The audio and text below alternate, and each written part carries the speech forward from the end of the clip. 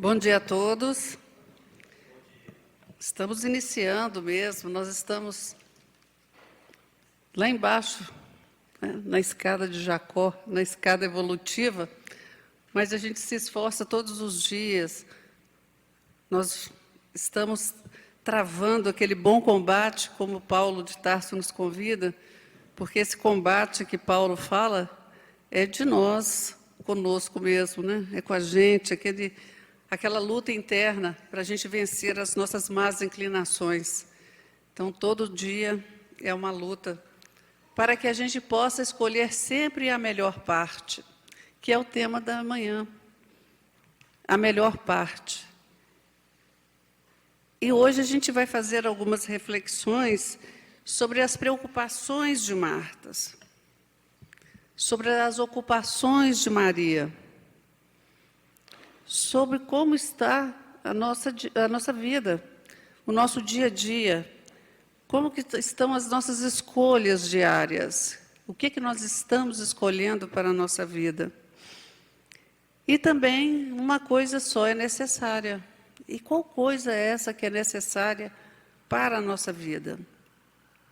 Quando nós falamos vida, a nossa vida é imortal. Quando a gente fala vida, é para sempre. É para a eternidade.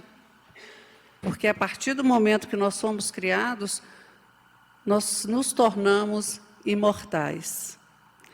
Então, nós vamos ler aqui no Evangelho de Jesus, onde que dá origem ao nosso tema, a passagem de Marta e Maria, que alguns colocaram como a melhor parte, aqui no livro do Vinícius, na Seara do Mestre, boa parte. Emmanuel, aqui no livro Vinha de Luz, ele traz como o necessário.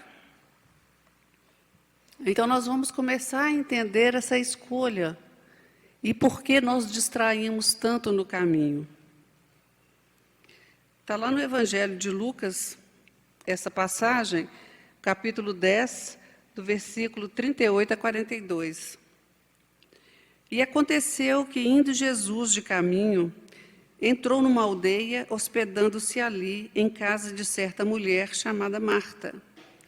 E esta tinha uma irmã por nome Maria, a qual, sentada aos pés do Senhor, ouvia atentamente a sua palavra. Marta, porém, andava muito afadigada na contínua lida da casa. E, chegando-se a Jesus, disse: Senhor, a ti não se te dá que minha irmã me deixasse só a servir? Dize-lhe, pois, que me ajude. E respondendo o Senhor, retrucou: Marta, Marta, tu andas muito inquieta e te embaraças com cuidar de muitas coisas. Entretanto, poucas são necessárias, ou antes uma só. Maria escolheu a boa parte, que lhe não será tirada. Então, a gente vai fazer uma reflexão sobre essa preocupação de Maria. Então, Maria, o que Maria estava reclamando com Jesus? Então, ela estava reclamando que ela tinha muitas coisas a fazer e que Maria estava ociosa naquele momento. Bom, segundo o Livro dos Espíritos, trabalho é toda ocupação útil. Então, Maria, escutando as mensagens eternas, ela não estava ociosa, ela estava em aprendizado. Assim como nós hoje deixamos nossos afazeres de casa para estarmos aqui, nós não estamos ociosos. Nós estamos em trabalho, mas um trabalho para outra vida, que é a espiritual. Porque os afazeres terrenos, aquilo que nós precisamos fazer aqui, que é cuidar da casa, que é alimentação, vestuário, o cuidar, né, dos nossos filhos, tudo isso é para que ocorra uma vida é o necessário na nossa existência aqui material. E isso é importante. Mas para que isso ocorra, nós também temos que aprender como fazer. Como que eu vou estar no mundo sem ser do mundo? Como que eu vou fazer todas as coisas necessárias sem efetivamente me prender a este mundo?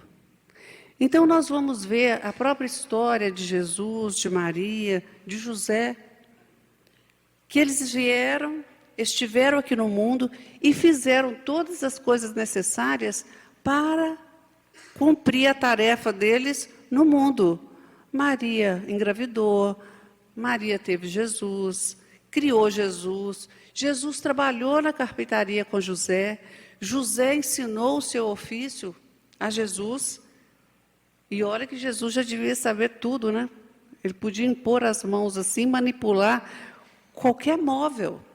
Mas ele veio dar testemunho do aprendizado, da necessidade de estarmos também cooperando nesse mundo material.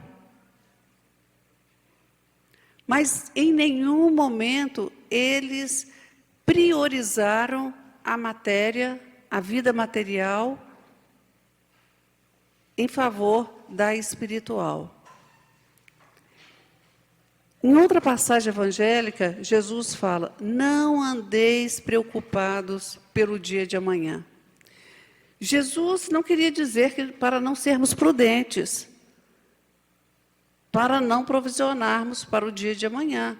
Nós precisamos alimentar, então nós precisamos ser prudentes, precisamos economizar, precisamos guardar os alimentos adequadamente para não estragar. Precisamos cuidar do nosso vestuário. Mas isso não é o principal. O principal é que a cada dia basta o seu mal. Então, muitas vezes nós entramos em desespero e tiramos, às vezes, a própria vida com medo do dia da manhã e nós não sabemos o que ia acontecer no dia de amanhã. Tem uma história muito interessante da época da Bolsa, né, de 1929, em que um comerciante, ele perde tudo, né, com a queda da Bolsa, se desespera porque vai ver a família em falência, né, vai perder todos os bens materiais, e ele suicida.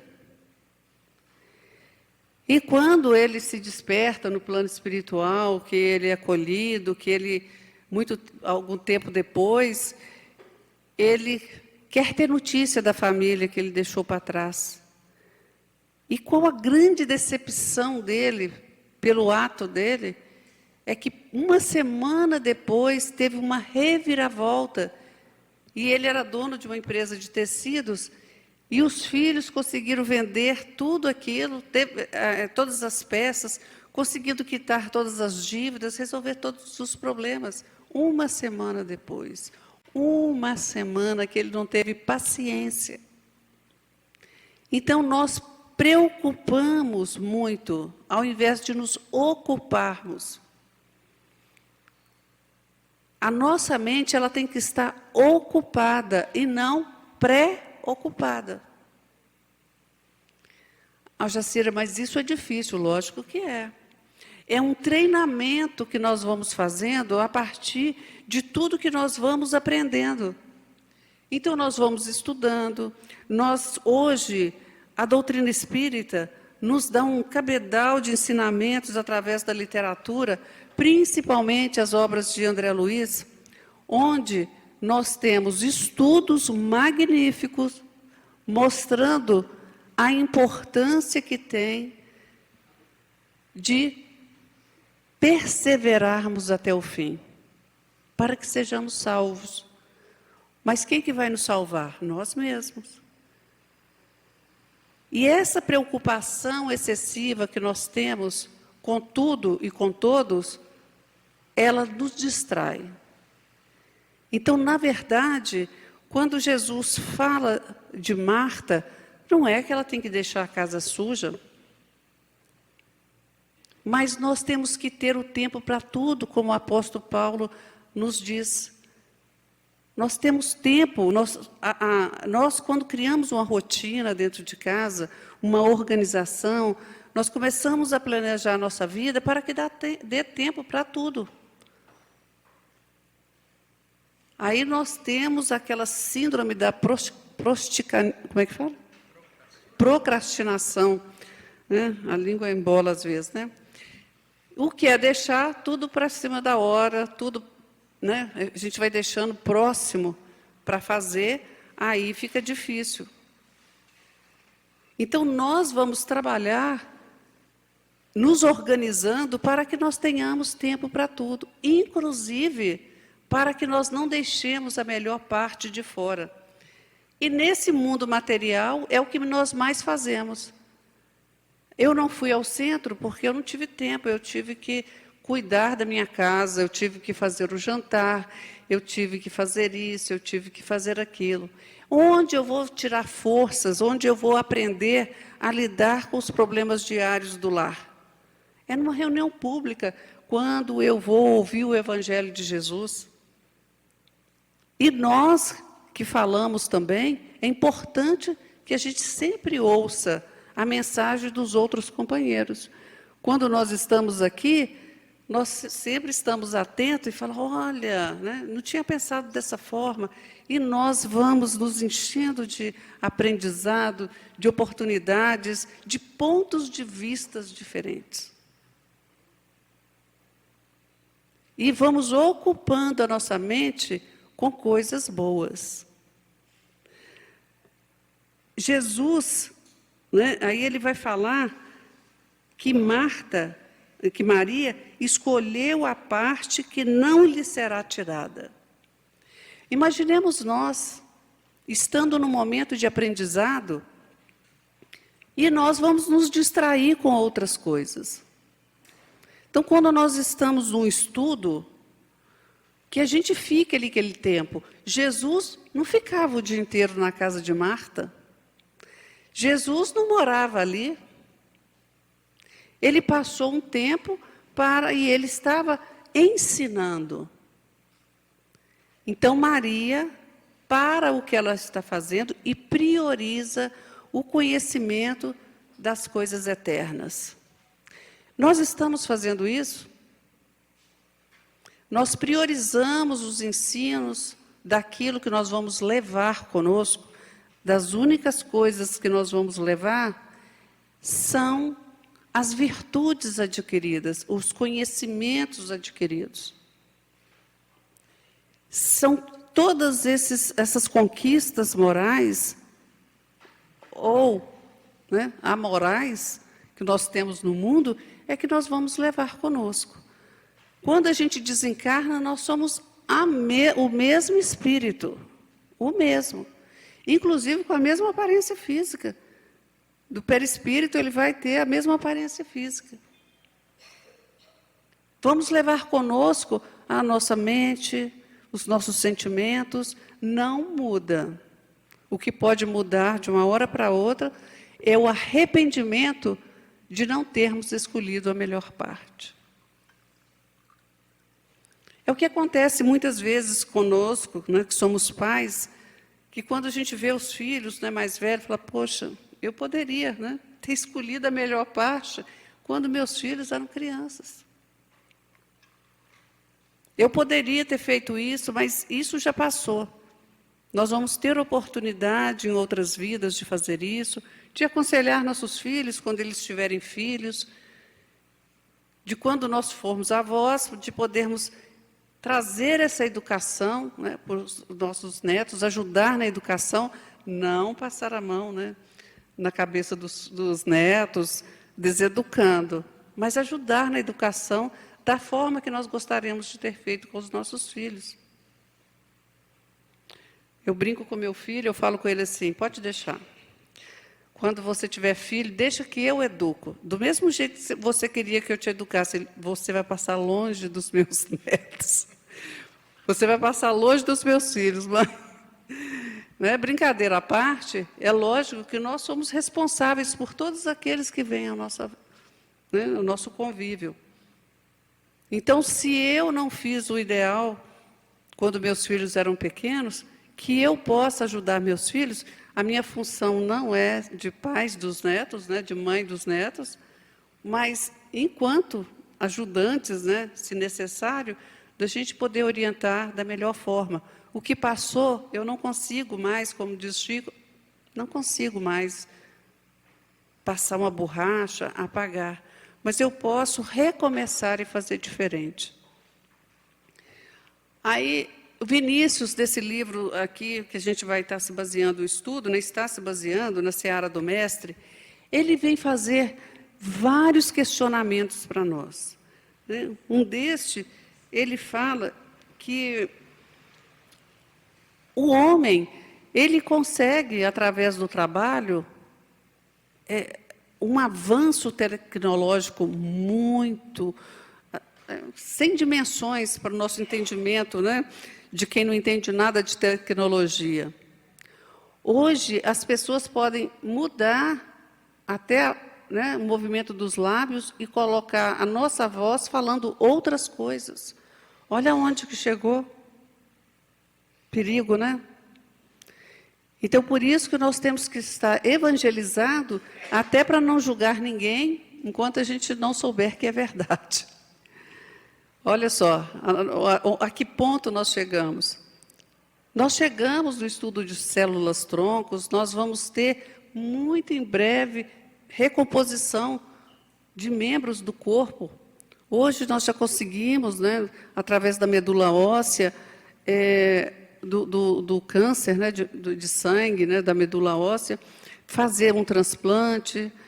O fígado, ele já se regenera, sempre se regenerou. A partir daí, tantos estudos são feitos pela sua regeneração.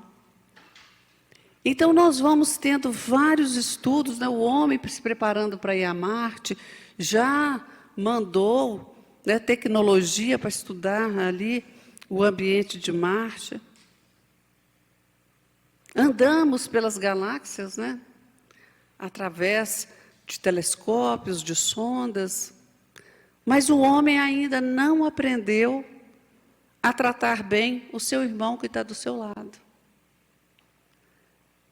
O homem conseguiu tecnologias maravilhosas para adubar a terra, para irrigar a terra, para dessalinizar a água do mar, mas ele não consegue matar a fome de vários irmãos que estão aí sofrendo por causa do orgulho, do egoísmo, do homem que ainda quer tudo para si. Muito trabalho, mas sem amor. E o amor é a melhor parte de tudo. Então, quando Jesus vem ensinar para a gente a melhor parte, qual que é a melhor parte? É a verdade. E o que é a verdade? A verdade é o amor.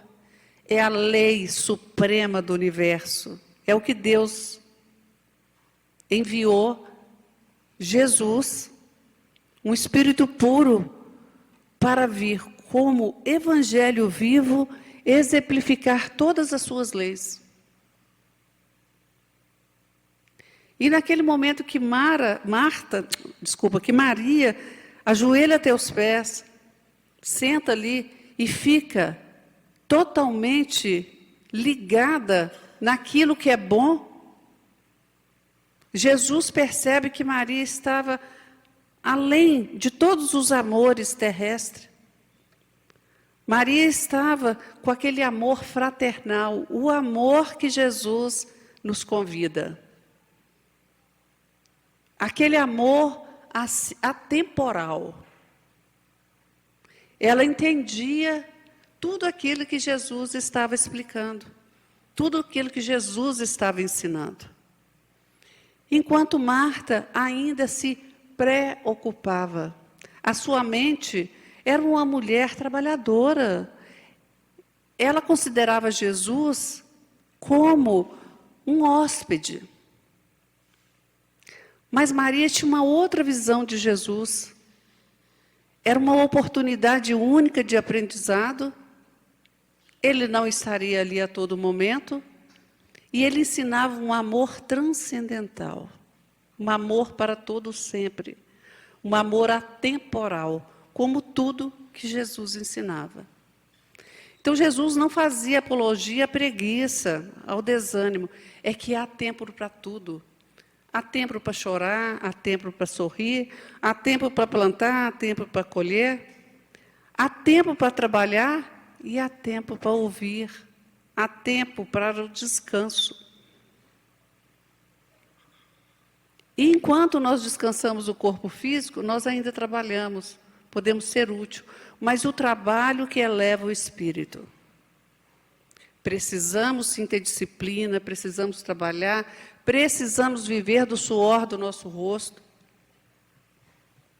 mas nós precisamos de Jesus. Nós precisamos do seu ensinamento, das leis que ele trouxe, manifestadas através das suas palavras, dos seus exemplos, para que a gente aprenda sempre a escolher a melhor parte. Vinícius, ele traz para a gente que, ele fala que o critério humano afirma mais e melhor pelo diapasão da Marta, que pelo da Maria. E é verdade. No dia a dia, nós sempre somos mais Marta do que Maria. Apesar de irmãs, elas constituem dois tipos e dois temperamentos distintos, cada uma manifestando-se dentro do respectivo grau evolutivo em que se encontra. Ambas veneravam o Mestre. Cada uma, porém, o queria a seu modo. Marta o amava como filho de Deus, pelo que veio remir a humanidade pecadora. Mas para Maria, porém, o verbo amar não tinha modos nem tempos, ele era atemporal. Ela amava o Senhor fora de todas as restrições do mundo, do tempo, do meio. Ela o amava infinitamente. Dom Helder Câmara, uma vez numa sua pregação sobre esse tema de Marta e Maria, ele fala: que maravilha seria se tivéssemos as mãos operosas de Marta e o coração amoroso de Maria. Olha que coisa maravilhosa. Se todos nós pudéssemos ter a disciplina de Marta quanto ao trabalho que é necessário, mas tivéssemos o coração amoroso, cheio de entendimento do que é necessário e do que é importante para nós, para vivermos. E essa junção desses dois temperamentos de Marta e Maria é que nós temos que procurar para merecermos esse planeta maravilhoso, Terra, já em processo de regeneração. São esses corações que retornarão à Terra para habitar, aqueles que herdarão a Terra. Aqueles que já conseguem fazer um equilíbrio entre o trabalho necessário ainda, material, e o trabalho de amor, de entendimento. Porque quando nós amamos, nós fazemos o nosso trabalho muito melhor. Quando eu amo, eu entendo a deficiência do outro, a dificuldade do outro, o limite do outro. Quando eu amo, eu posso fazer qualquer trabalho social sem me irritar com o próximo que chega totalmente descompensado. Porque eu vou entender que ele ainda é doente do espírito e necessita de consolo e não de castigo. Então, em nossos trabalhos voluntários, nós atendemos em outra casa, nós temos outra casa que também a gente é tarefeiro, que nós somos tarefeiros. Então, a gente recebe as pessoas, eu gosto muito de falar, antes de começarmos a atender essas pessoas, para nós olharmos cada um com muito amor, com fraternidade. porque sermos fraternos é tratarmos os outros como nossos irmãos. E quando eu olho vários adolescentes, meninas novas, né, chegando grávidas, sofridas, além de nos emocionarmos muito, nós tentamos colocar em cada um daquele ali nossos filhos, nossas filhas, netos, sobrinhos, sobrinhas. Porque quando nós tratamos os outros com fraternidade, esse amor é totalmente diferente. É um amor diferente. Então, é esse amor que Maria está demonstrando nesta passagem. Um amor fraternal, atemporal. E é esse amor que Jesus veio ensinar. Então, sabedor de todas as coisas, porque ele já era um espírito que já tinha passado por várias coisas, por todos os aprendizados necessários na matéria. Então, a cada momento, ele se entregava a situações onde poderia deixar ensinamentos belíssimos para nós. Então, ali na casa de Marta e Maria, ele viu uma mulher prudente, né, trabalhadora, mas que ainda se ocupava em demasia com as coisas do mundo. E ele encontra Maria, sabia que ali também tinha uma moradora, Maria, que ela já se entregava às coisas espirituais. E também, olha que coisa maravilhosa, duas pessoas diferentes, mas uma ensinando para a outra. Por que não Maria também aprender com Marta sobre esse trabalho operoso? Então, Jesus, ele não faz apologia à ociosidade. Ele faz apologia ao equilíbrio, de que nós não precisamos de tantas coisas no mundo. O que passa, né? A gente sempre vê Jesus falando, o que excede é coisa do maligno, né? E quando ele fala que é do maligno, é porque nos distrai, nos tira do foco. Então, se eu tenho muito dinheiro, eu perco, às vezes, o equilíbrio, porque eu vou ter que me ocupar muito com a matéria. Vou ter que ficar o tempo todo na bolsa, né, aplicando dinheiro, porque quanto mais tem, mais se quer render. Enquanto, quando eu preciso apenas do necessário. De outra feita, nós estávamos no aniversário de 60 anos do meu irmão, e um pastor, porque nós somos muito críticos, né, nós gostamos muito de criticar, né, a crença do outro, né? Então, ele foi falar, porque meu irmão é evangélico, e o pastor veio fazer uma pregação, e ele falou assim, olha, e ele citou uma passagem da Bíblia, que eu não me lembro, que é do Velho Testamento, e ele fala sobre a prosperidade. E ele fala, o que as pessoas têm dificuldade em saber é que a prosperidade é quando a pessoa tem o suficiente para viver. Uma casa, o alimento, o trabalho, essa pessoa é próspera. Eu nunca tinha ouvido falar. Né? Nas igrejas, éramos católicos, dessa prosperidade. A prosperidade, uma pessoa próspera, é uma pessoa que consegue viver com o suficiente para estar no mundo. E é importante que a gente entenda que esses pensamentos, principalmente para nós espíritas, eles já têm que começar a fazer parte da nossa vida. Porque nós precisamos da melhor parte para irmos embora. Quando eu for embora, quando eu deixar esse corpo, eu preciso levar a melhor parte. Qual que foi a melhor parte? A melhor parte foram as conquistas morais, foram os meus aprendizados com toda a dificuldade. Então, uma frase que eu muito gosto, né, que eu gosto muito de repetir, não é minha, podia até ser, né, mas não é minha. Aí fala, reencarnar estar reencarnado no mundo de provas e expiações é o maior desafio de uma existência, de uma vida. Um espírito, é desafiador para o espírito estar reencarnado no mundo de provas e expiações.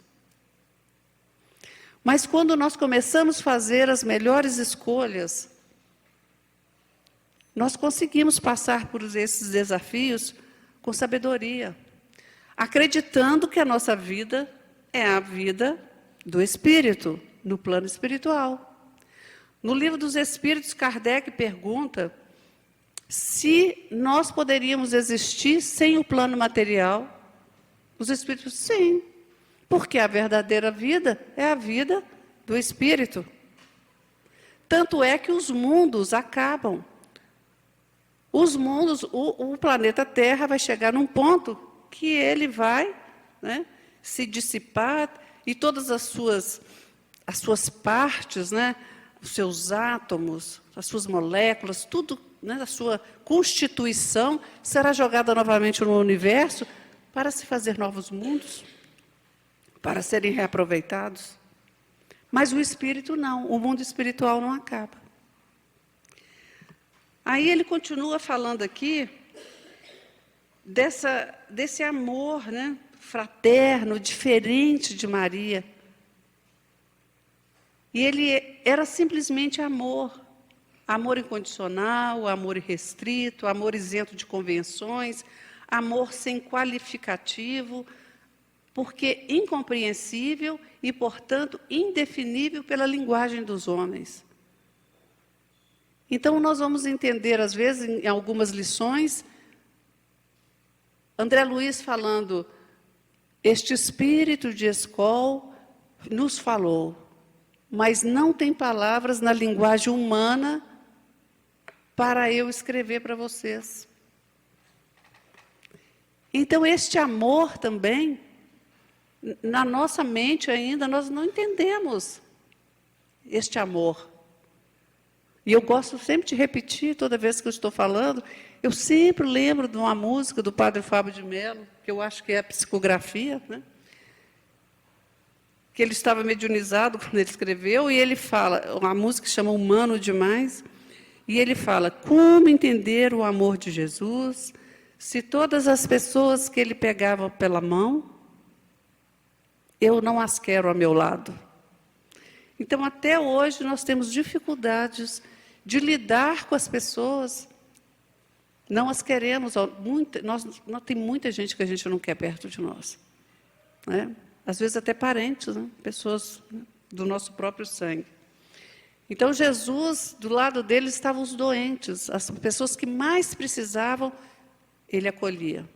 Então, esse amor é um amor incondicional, um amor atemporal, porque ele sabia que aquelas pessoas,